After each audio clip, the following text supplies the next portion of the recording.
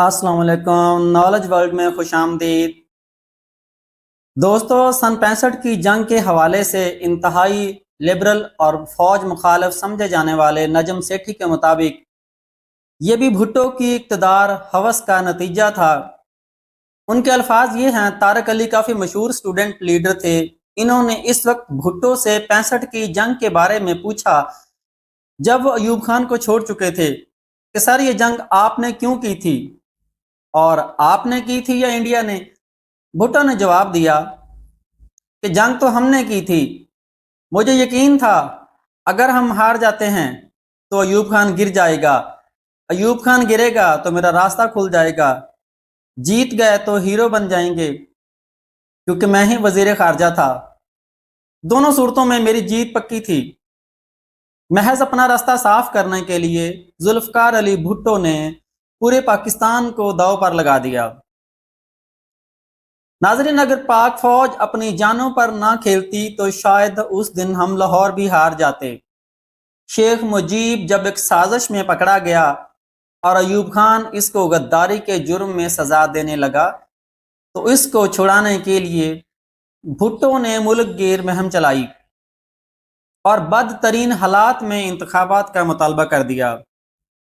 لیکن جب مجیب نے انتخابات میں کلین سویپ کیا اور بھٹو کے مقابلے میں دگنے ووٹ لے گئے تو بھٹو نے اقتدار اس کے حوالے کرنے سے انکار کر دیا اور اس کو غدار قرار دیا اور یہ مشہور نعرہ لگایا: ادھر تم ادھر ہم۔ جب یحییٰ خان نے مجیب کو مستقبل کا وزیر اعظم کہا تو بھٹو نے اس کا سخت برا منایا۔ ان سب کے باوجود شیخ مجیب نے قومی اسمبلی کا اجلاس ڈھاکہ میں طلب کیا تو بھٹو نے دھمکی دی کہ جو ڈھاکہ گیا میں اس کی ٹانگیں توڑ دوں گا۔ اس حوالے سے رویداد خان اپنی یادداشتوں میں کچھ اس طرح لکھتے ہیں کہ بھٹو نے مجھے رات کو 10 بجے بلایا اور کہا کہ مجھے امید ہے آپ جاگ رہے تھے۔ میں نے کہا کہ کتاب پڑھ رہا تھا۔ بھٹو کہنے لگے، یہ یحییٰ نے کیا کر دیا؟ اس نے مجھ سے پوچھے بغیر ڈھاکہ اجلاس کی تاریخ طے کر لی۔ یہ تاریخ غلط فکس کی گئی ہے، اس کو تبدیل کرواؤ۔ رداد نے کہا، کیسے تبدیل کروائیں؟ بنگالی تو مان گئے ہیں۔ بھٹو نے کہا، بہت آسان ہے، ڈھاکہ میں ایک لا اینڈ آرڈر کی صورتحال پیدا کرواؤ، ٹیئر گیس ہوگی، لاٹھی چارج ہوگا، مار کٹائی ہوگی، کچھ لوگ مریں گے، کچھ زخمی ہوں گے، ہنگامہ ہوگا، تاریخ تبدیل ہو جائے گی۔ رویداد خان کے مطابق بھٹو نہیں چاہتے تھے کہ ڈھاکہ میں اجلاس ہو۔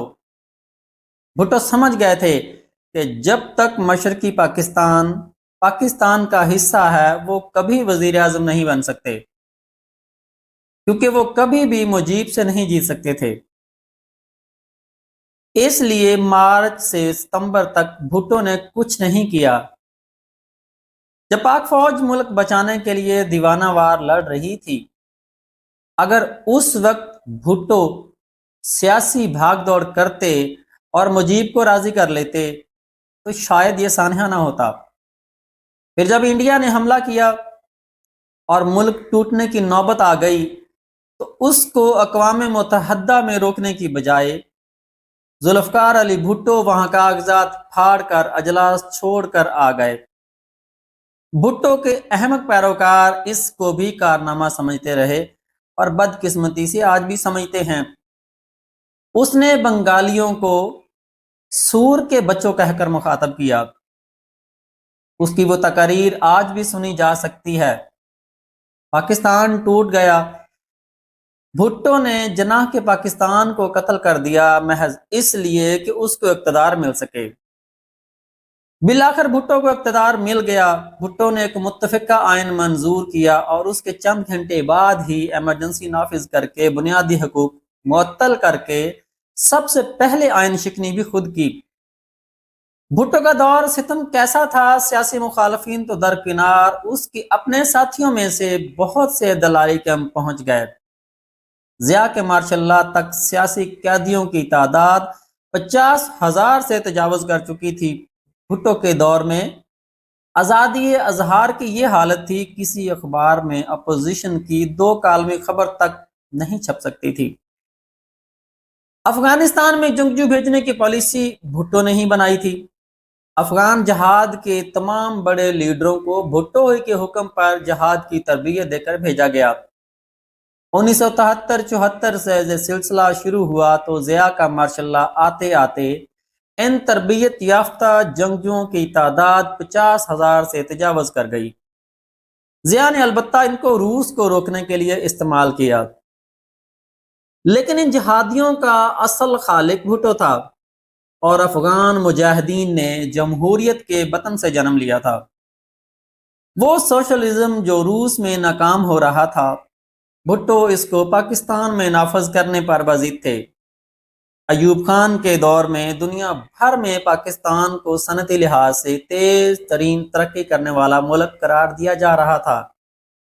بھٹو نے صنعت